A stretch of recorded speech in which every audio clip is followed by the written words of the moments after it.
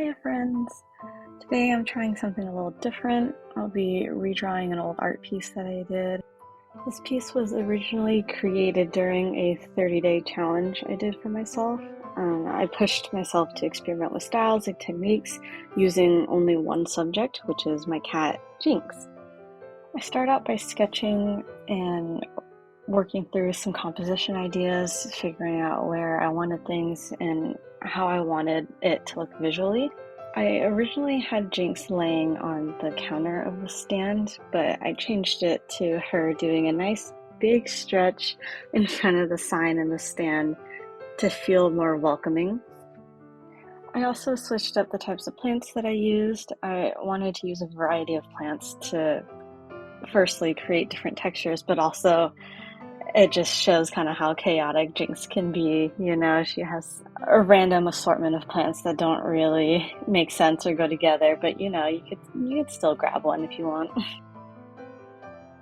Since this was part of a challenge, this was made very quickly, and I wasn't too happy with the final outcome. But I really loved the idea of Jinx owning a plant shop or a plant stand. For the second attempt at this idea, I wanted to use my current art style and coloring techniques. I have struggled a lot with finding a style and my voice as an artist, and I noticed that I was fighting with myself a lot over the years. So I recently decided to stop that and kind of just do what I enjoy doing, and I really noticed my art style grow and emerge from there.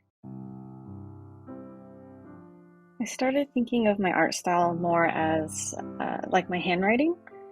Like, yes, I can change it, I can learn new ways to adjust it or refine it, but it's still my unique handwriting, it's my unique art style.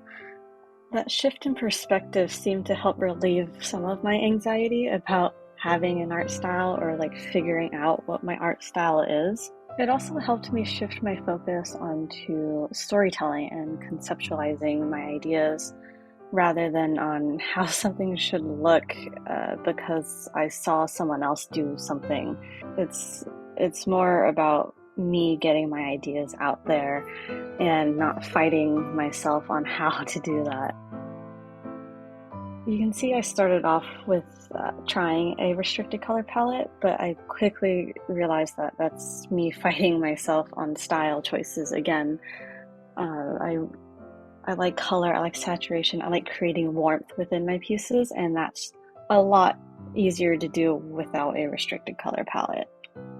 Once I block in my colors, I like to add a shading or hard shadow effect to show shadows that an object might cast on itself or cast on objects next to it.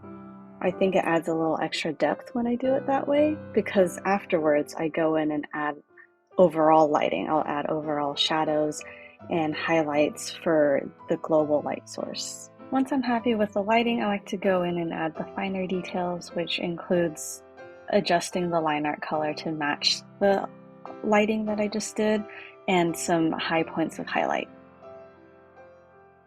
So the basic steps of my drawing process would be sketch, line art, a flat color, some shading, lighting, and then final details.